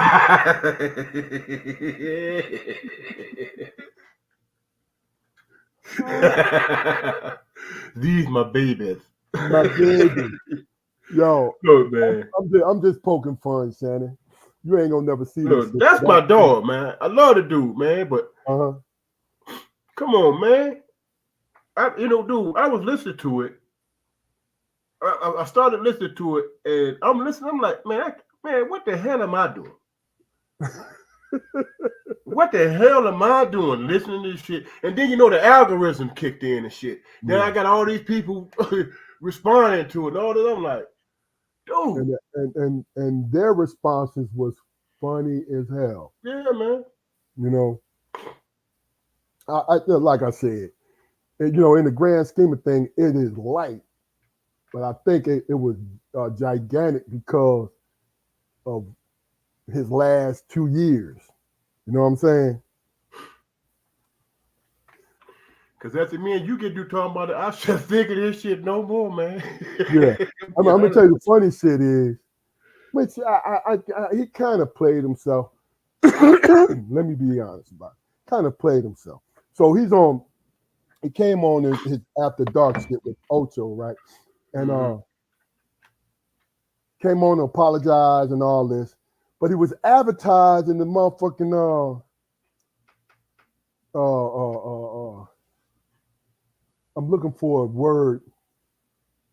Erection pills. He's advertising the erection pills. He started his after dark joint with the commercial Right. with the erection pills. You know what I'm saying? And then he apologized and all these different things. Then him and Ocho, because Ocho is, he paying Ocho some loot, because Mm-hmm. Ocho rolled for him. Yeah.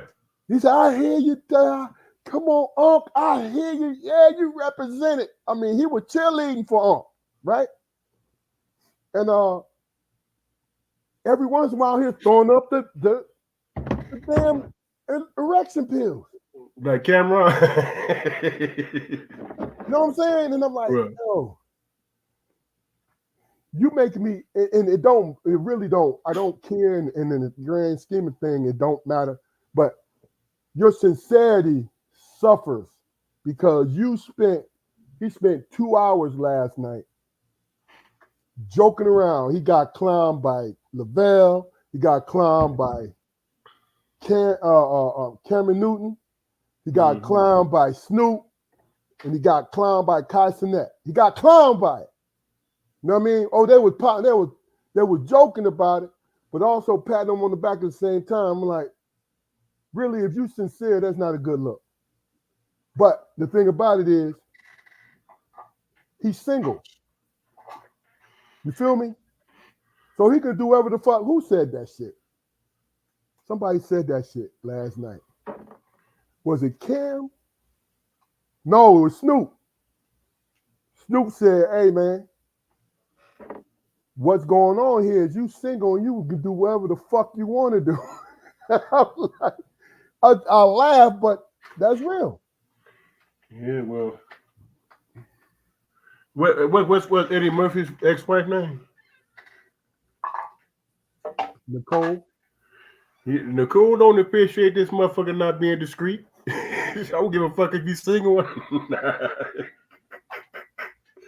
Motherfucker, you better be discreet So with hold on, that hold kind on. of bullshit. He messed around with Eddie Murphy's wife. That's what. No, but he got an infatuation with her, man. And Oh, they always ask her about it every blue moon, every got now and then. I got you. You know what I'm saying? She fucking around here. This she like, oh hell no, this dude got cameras everywhere. He How got about it? microphones everywhere. Yeah, how about it? That shit is crazy, man. All that stuff, man, is come on, dog. What are you gonna gain from that shit? If it was intentional, what are you gaining from that, man? Yeah. Yeah. You feel what I'm saying? I saw a couple of joints where they say you just put that out there because you don't want people to think he gay. So I he mean, he ain't gonna win either way. He ain't gonna persuade anybody. and then that's the whole point. Like when it comes to that, do I give a shit whether or not this guy is gay or not? No. I don't know him. You know what I'm saying? And this dude, it's his life. Do what he want to do. Do I agree? And no, I don't. Maybe I don't. But my point is, I don't care. Right. You know what I'm saying? That's the main thing. I don't give a damn, bro. I mean, if you did that intentionally, that was a waste of time. As far as I'm concerned, making Uh, all that money and you gonna stoop to that shit. look, Hell, you could tell them I'm gonna go on a year's vacation, man, and they're gonna anticipate you coming back. You feel what I'm saying? I'm gonna tell you the funny shit is, uh, the gay rumors. He stopped wearing tight clothes though, didn't he? Man, dude. That ain't nothing but comedy, man. I really, it don't matter to me. That's the thing, man. Shannon is 53, man. No, Shannon older than that. No, ain't he 53? I thought I saw he was 53. Cameron, I said Cameron. Shannon is about 54, 55, man. Stephen A. 53, 54. Oh, Shannon's like 2 years younger than me, man. oh, you know what? He's 56. You're right. You're You right. too goddamn old to be on that worrying about that bullshit, bro. But I don't think, and like I said, that's why I give him the benefit. I mean, because like you said, he's too old for it. You know what I mean? Man, Yeah, but of yeah, cats our Shannon, age, we're not sitting around to give a fuck about what a motherfucker think. yeah. You know what I'm No, saying? no, look. Unless he advertising, what the That's blues different. song? What the blues song say? I'm gonna stand up in it. But that's self-inflicted. Ah, I'm talking about what shit. comes to you, man. It's like, man, are you serious, dude? Did you Yeah, did you interrupt my meal for the bullshit? yeah, You man. know, I That's need that the on the back end. You need to throw that. What's that percentage you got? I need all that. yeah. Well, but man, money ain't my god, bro. So I'm not tripping on none of that bullshit, bro. Yeah, I get it. Real talk. You know. Um, I just wanted to touch on that last subject of the night. I want you to let me know and let everybody else know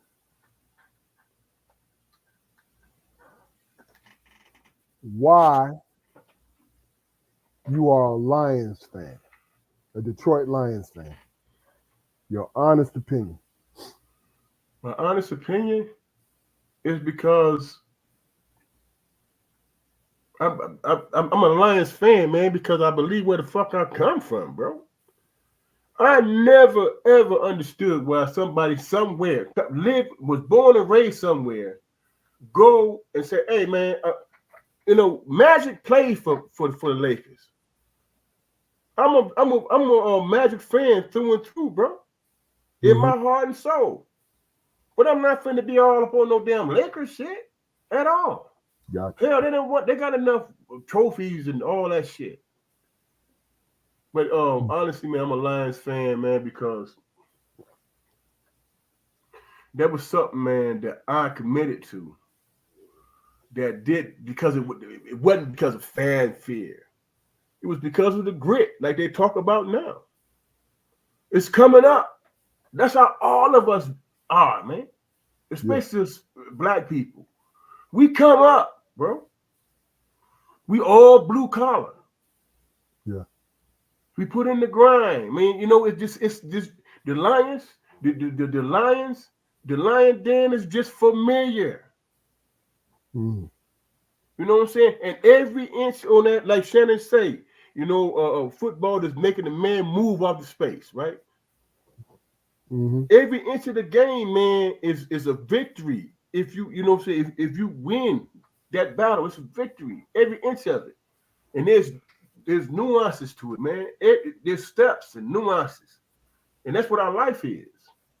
Yeah. You know what I'm saying? If you was to look at yourself, man, when you were 18 years old, and say, hey man, this is what I want for myself and for my family, did you automatically say, hey man, this is what we ever, or do you look at the whole grind and the whole step and the whole process and each move that you make and each sacrifice that you make? That's the Lions, man. Yeah. You know, they don't want to give them credit for anything, but they finna win the Super Bowl, bro. You want to know why? Because they learned from their mistakes and they built for the long haul. Yeah. The only way you're gonna keep it from them if you cheat. No doubt. You know what I'm saying? They built they built it make it obvious that you can't cheat. Yeah. My answer to that is just piggybacking on what you said. The Lions mirror my journey, Yep. the highs and the lows, The embarrassments and the ugly shit. Yes, all that. and also the legendary moments, and the peak moments in my life. I mean, really and truly, that's why I'm a fan Mm-hmm. because it pictured, like, of course, I wanted them to win a couple Super Bowls and all of this, you know, three NBA championships like the Pistons, four like the Red Wings, two like the Tigers, two or three like the Tigers. Of course, I wanted that, right? Mm-hmm. But it emulates closer to my life as them. You know what I'm saying? As far as the ebb and the flows of who I am as a person. Like I said, I'm piggybacking on what you just said. Who I am. Like, yo, you a Lions fan? Yes. What the fuck do you mean? What I do you just expect me told to you that. I say? just told you that. You know what I mean? Like, Mm-hmm. you think I just told you that's what I was. What is your point? But what do everybody always say when they find out you're a Lions fan? They ain't never won the Super. Okay, what's your point? You know what I'm saying? It's the resilience of it. Of course, I'm looking for a Super Bowl. Of course, all this. Of course, I wanted to strangle Dan Campbell last year. Right. Wanted to strangle that guy. You know, Who was he that he they can say? blame it on what do you call it? What do you call it? Analytics? Uh, uh, No, man, it no. wasn't Dan, Anna Rich. you That have was you uh, crazy, you crazy, and you have a gambling problem. what it was. That motherfucker said, "Fuck, we gonna push through on Man, beast fuck. mode." Come on, Right. man. Come on, Dan. Stop that. This is going to the Super Bowl, my guy. You know what I mean? But Mm-hmm. I digress. I don't. I'm a Detroit Lions fan, so I don't hold on to nothing. Right. It's about the moment more than anything. But Yep. like I said, I just wanted to ask you that. You know what I mean? And I and don't and listen. even Listen. though they call Lions, in parentheses they should put in dogs because that's Lions fans Man, for dogs. you look at their team. You look at that team, though, bro. Look at that team, man. Them cats, man. They. I mean, my man, the GM, that dude got an eye for them type of guys, man. Yeah, yeah, yeah, yeah. He They got an built eye win. for them type of guys. They're built to win. They really And are. you see that, bro. I haven't seen a goddamn last when they went into overtime with the Rams. Did you watch that shit, They're getting better. Look, they're getting better and better, ain't it? Ain't they man? getting That better at it? bro. You know who they remind me of? Be honest, they remind me of the Dallas Cowboys back in the '90s and shit. Mm. When that big ass goddamn line was just just blowing through motherfuckers, and Emmett walked through that time Our with roses, our petals, and offensive shit. line, our offensive line is the shit. Them cats, No doubt man, about it. they can definitely, man. If they decide to just play the power game, come on, dog. Ain't nobody gonna stop them, Yeah. you know. And if they win it, I have the right to sit back and have that and believe that there was a fucking expectation after goddamn 60 years. Man, right. What do you mean? Ain't You gonna understand act what I'm like saying? Ain't gonna I act don't like want to I hear expected it. it. Gonna act Yeah, like I expected it. Yes, sir. yeah. All right. What would say? Y'all ain't never won no Super Bowl. Y'all one of the two teams that ain't never won no Super Bowl. And then I heard one of the pundits on there say, "Yeah, until they win one." Yeah. Then what the hell you gonna say? When are you gonna what the fuck is you gonna say? You know what I'm saying? Um, You gonna until you win one, then it's gonna be what it's gonna be. we was hearing that 3 times before, and guess Yeah. what? We rattled out a couple in a row. Uh-huh. All right. Before we get off here, you spoke about challenge, personal challenge to yourself. Have you gave it any more thought about it? Personal challenge for myself, man, is just be having self awareness, man.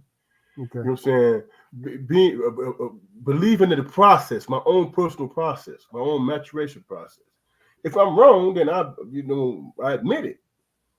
You know what I'm saying? Mm. And deal with the fallout of it. Yeah. If it's about reconciliation, then I'll do that.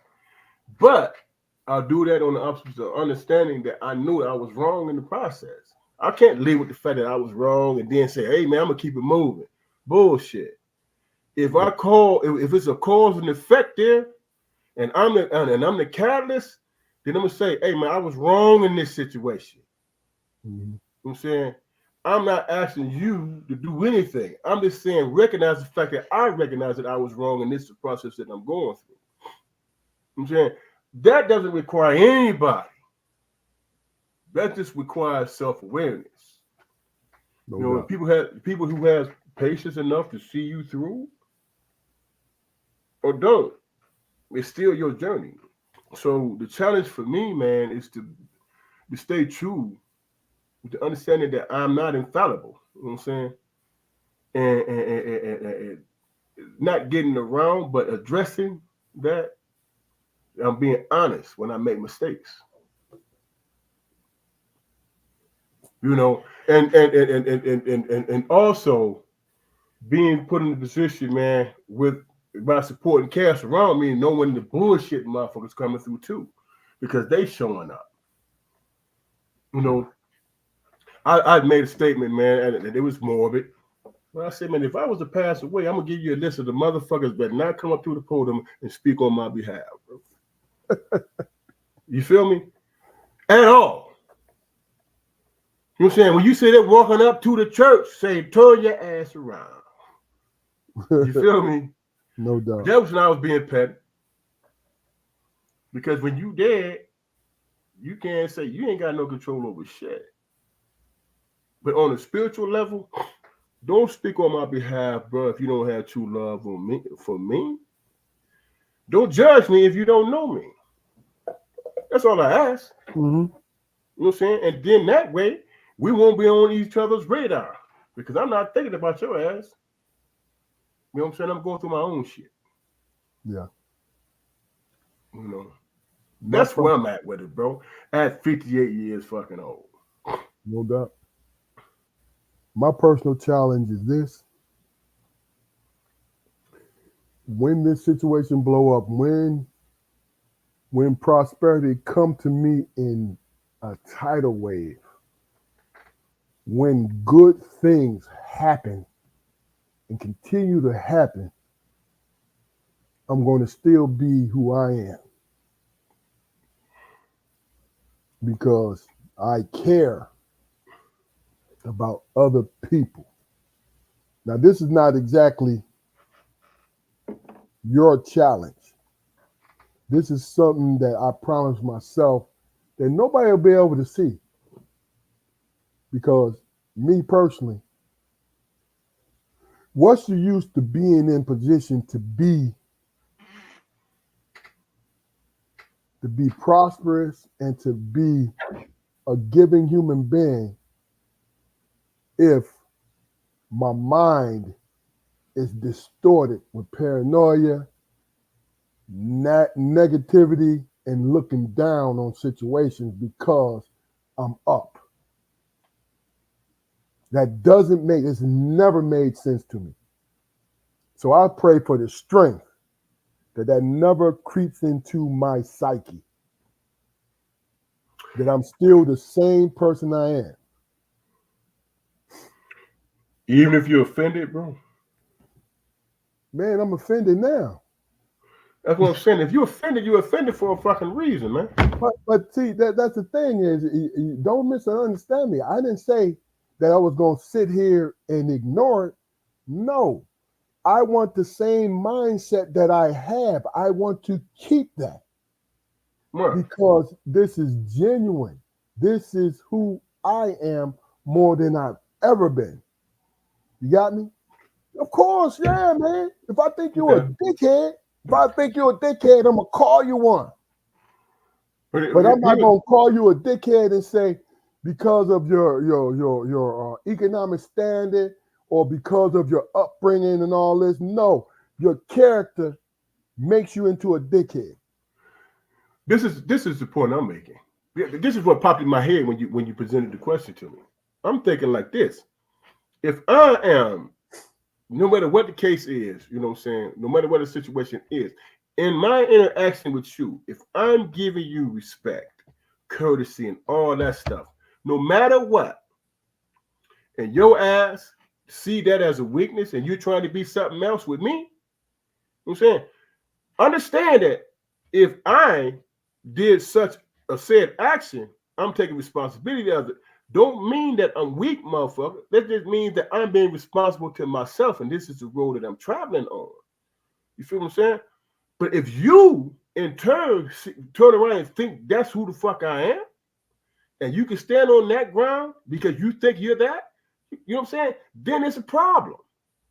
Then I'm gonna come at you with the whole goddamn kitchen sink and shit.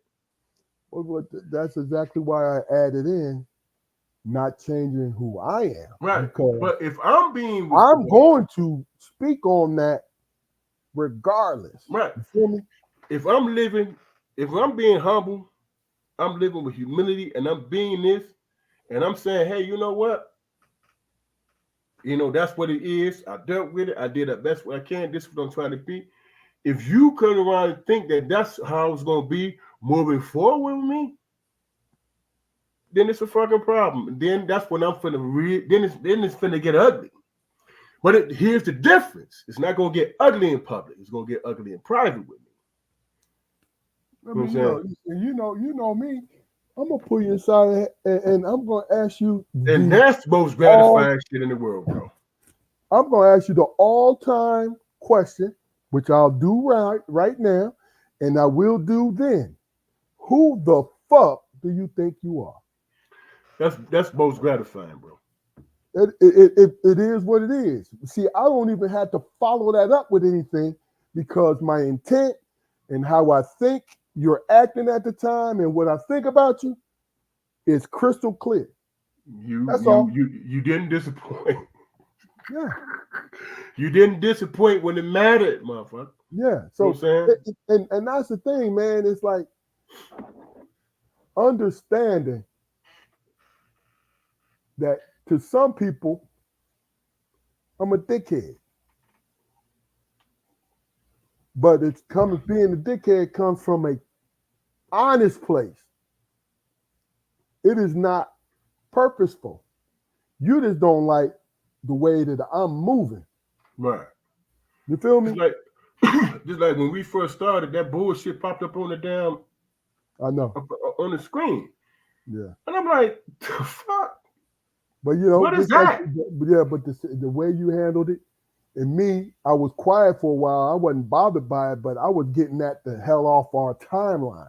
Right. You know what I mean? So I was sitting there quiet, trying to work in the background. But the way you handled it, like, yo, we up there now because we trolled.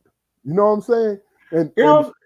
that means that we are hitting notes that we didn't realize we was hitting. Mm-hmm. We hit look, we hitting the Luther Vandross every once in a while. Here and now.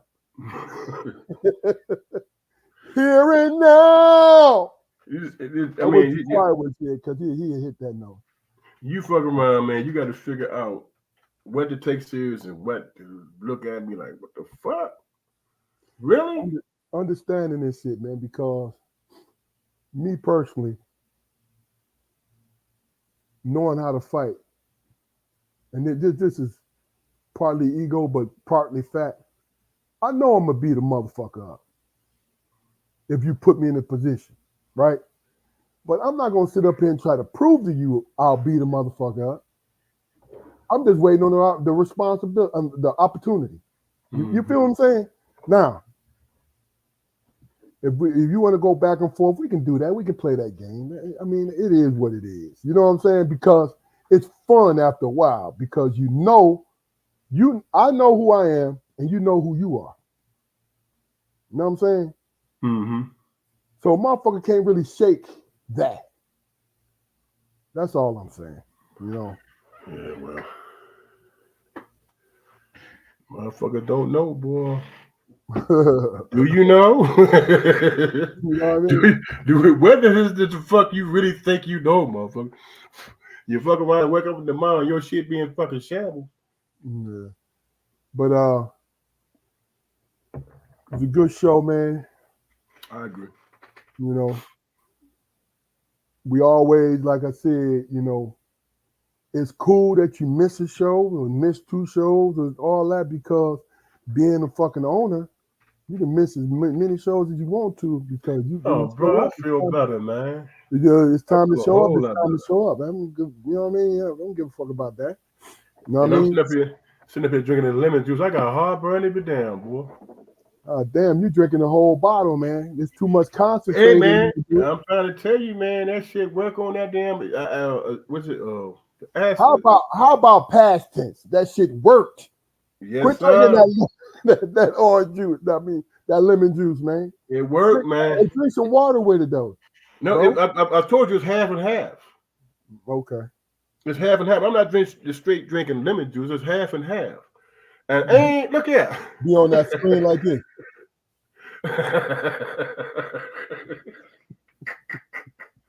Hey, brother, Uh, I'm getting the goddamn vitamins I need. Is breaking down that citric, not citric acid. What is it, man? Uric acid. uric acid. Hey, Man, look. you'll be on that screen like this. Man, you silly, man. Oh, Shit. all right. Well, look, this is Strong Perspective Podcast. Please tune in to our YouTube channel, like, share, and subscribe. Share our channel with the people that you know will get so much out of our situation because we're about conversation, and really and truly just earnest conversation. We talk about everything, right? And we here every Friday at 7:30. Once in a while we'll go on a Saturday, but every Friday at 7:30. We went a little longer today because it was great conversation, but we'll only keep you for a little while. And show up next week.